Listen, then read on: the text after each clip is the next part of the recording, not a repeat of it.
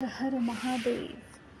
हिंदू धर्मियांमध्ये शिव ही देवता शंकर, महादेव, रुद्र, पशुपती, नटराज अशा अनेक नावांनी ओळखली जाते. या देवाची वेगवेगळी रूपंही आहेत, पण भारतात मोठ्या प्रमाणात शिवपूजा ही शिवलिंग स्वरूपातच होताना दिसते. अर्थात शिवलिंगाच्या रूपातही प्रांतानुसार आणि परंपरेनुसार फरक पडलेले दिसतात. उदाहरणार्थ मुखलिंग म्हणजे शिवलिंगावर शंकराचं मुख, लिंगोद्भव मूर्ती म्हणजे शिवलिंगातच साकारलेली पूर्ण शिवमूर्ती, पिंडिका किंवा पिंडी आणि लिंगायत पंथीयांचं इष्टलिंग. शिवलिंगाचा आकार नेमकं कशाचं प्रतीक आहे याविषयीची मतांतरं दिसून येतात. काहींच्या मते शिवलिंग अग्नीच्या स्तंभाचं प्रतीक आहे, ज्याचा उल्लेख शिवपुराणात अनलस्तंभ म्हणून येतो. या स्तंभाचा अंत आणि सुरुवात नाही, असंही पुराणातली कथा सांगते. ज्योतिर्लिंग ही संकल्पना तिथूनच पुढे येते. साधारणपणे उभट दंडगोल आकार आणि त्याभोवती शाळुंका अशा शिवलिंगाचा आकार बहुतेकांना परिचयाचा आहे. या आकाराला सयोनिज शिवलिंगही म्हटलं जातं. शिवलिंगात मागचा अर्थ तरी काय आहे? लेखक आणि पुराण कथांचे अभ्यासक देवदत्त पटनायक यांनी या प्रतीकामागचा अर्थ शोधण्याचा प्रयत्न केला आहे आणि त्याविषयी Shiv to Shankar, grieving form to formless हे पुस्तक लिहिलं आहे. त्यांच्या मते हिंदू तत्त्वज्ञानातील वैदिक आणि विचारांनुसार शिवलिंग हे एकतर अमूर्ताचं मूर्त रूप आहे किंवा ते शिव आणि शक्तीचं एकत्रित प्रतीक आहे. पटनायक लिहितात की शिव आणि शक्तीचं मिलन हे आपला अंतरात्मा आणि बाहेरचं जग यांच्यातल्या संघर्षाचं प्रतिनिधित्व करतं. शिव म्हणजे आपल्या आतलं पावित्र्य निरीक्षण करणारी दृष्टी. शक्ती म्हणजे आपल्या आसपासचं पावित्र्य म्हणजे ज्याचं निरीक्षण करायचं आहे ते जीवन. एकाशिवाय दुसऱ्याचं अस्तित्व असूच शकत नाही. हे एकमेकांवरचं अवलंबित्व हिंदूंनी शिवलिंगाच्या रूपात दाखवलं आहे, असं पटनायक सांगतात.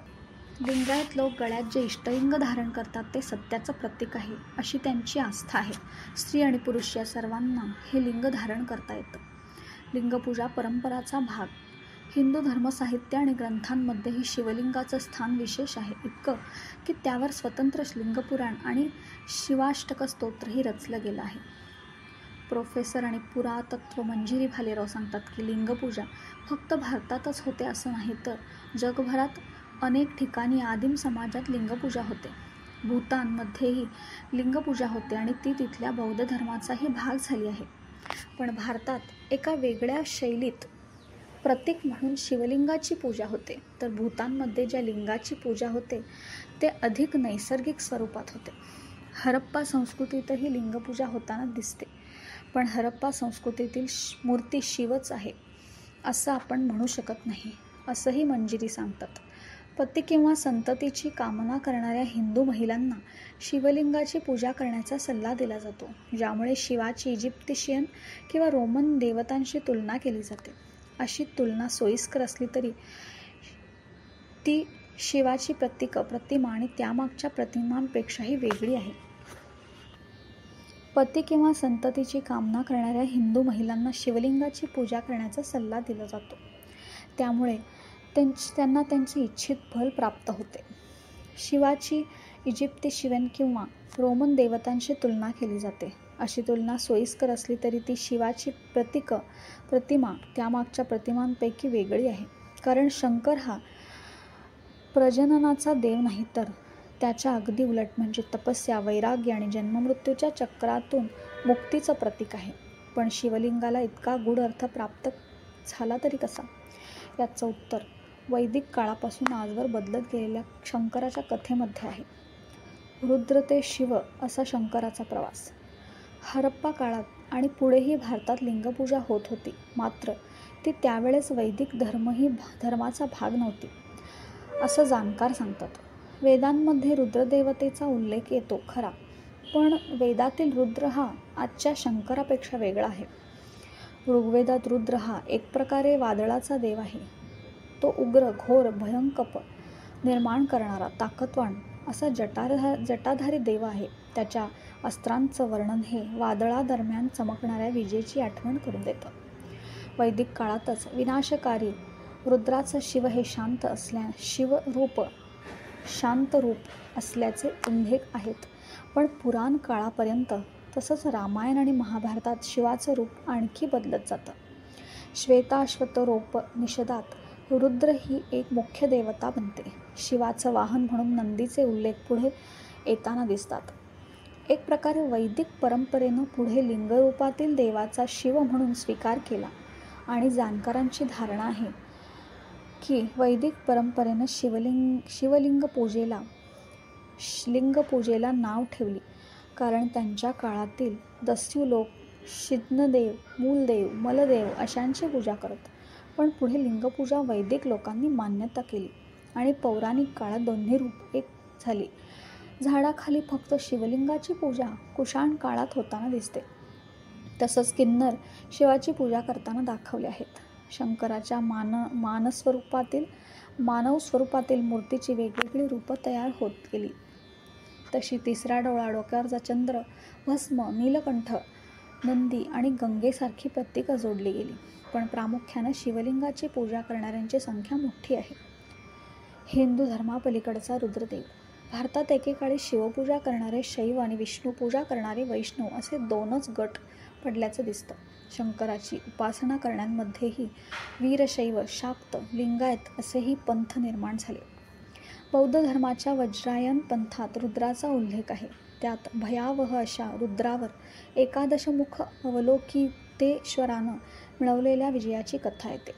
काही जणांच्या मते जैन धर्मातील आदिनाथाचं ऋषभदेवाचं शंकराशी साम्य आहे. म्हणजे काळानुसार, प्रदेशानुसार भारतात शिवलिंग आणि शिवाच्या उपासनेतही फरक पडतो. मंजिरी भालेराव सांगतात, शिवाचा पगडा समाजात मोठा आहे. ते लोकधर्मातून आलेला आहे.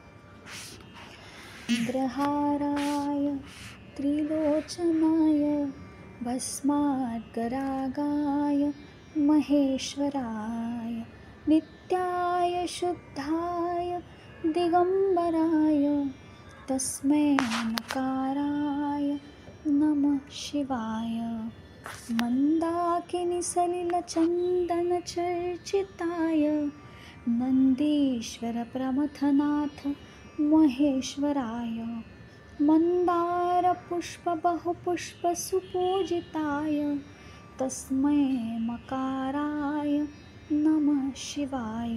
शिवाय गौरीवदनाब्जबाल सूर्याय दक्षाश्वरनाशकाय श्रीनीलकण्ठाय वृषध्वजाय तस्मै शिकाराय नमः शिवाय.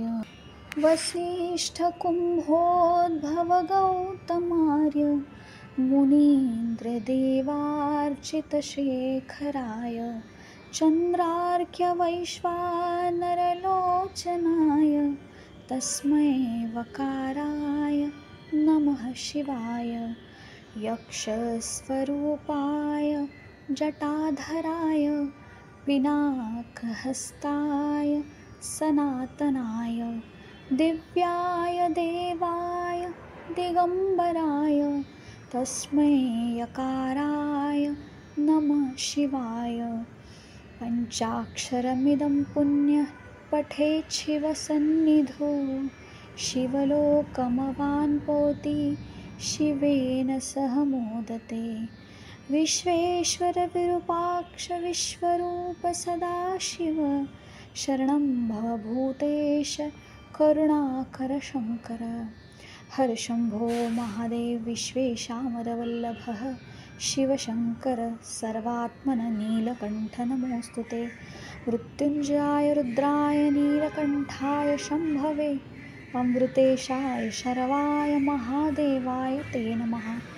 एतानि शिवनामानि यः पठेन् यतः सकृत् नास्ति मृत्युं भयं तस्य पापरोगादिकिंचनं. श्रीनागेश महारुद्रप्रसन्न श्रीनागेश. शिवपंचाक्षर स्तोत्राचे लेखक आदिगुरु शंकराचार्य आहेत, जे शिवाचे परम भक्त होते. शिवपंचाक्षर स्तोत्र हे पंचाक्षरी मंत्र नमः शिवायवर आधारित आहे.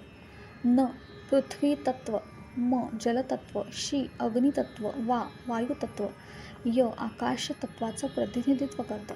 ज्यांच्या गळात सापांचा हार आहे, ज्याला 3 डोळे आहेत, त्यांच्या शरीरावर भस्म आहे आणि दिशाया ज्यांचे वस्त्र आहेत म्हणजेच जे दिगंबर आहेत, अशा शिवाला नमस्कार. ज्यांची गंगाजल आणि चंदनाने पूजा केली आहे, त्यांची मंदार पुष्प आणि इतर फुलांनी पूजा केली आहे. नंदीचा स्वामी शिवगणेशाचा स्वामी शिवाला कर्मरूपाने नमस्कार असो. कल्याण रूप असलेल्या पार्वतीच्या कमळाला प्रसन्न करणाऱ्या शिवाला नमस्कार. जो सूर्य आहे, जो दक्षाच्या यज्ञाचा नाश करणारा आहे, ज्याच्या ध्वजात वृषभाचे चिन्ह सुंदर आहे, अशा नीलकंठाशी कारस्वरूप शिवाला नमस्कार असो. कल्याण रूप असलेल्या पार्वतीच्या कमळाला प्रसन्न करणाऱ्या शिवाला नमस्कार.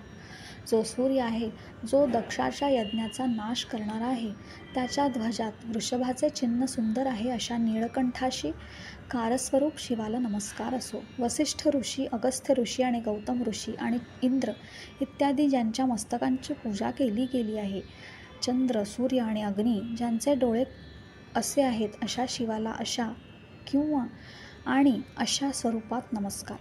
ज्याने यक्षाचे रूप धारण केले आहे, जो जटाधारी आहे, ज्याच्या हातात पिनाक आहे, जो दिव्य शाश्वत आहे, अशा दिगंबर देवाला नमस्कार असो.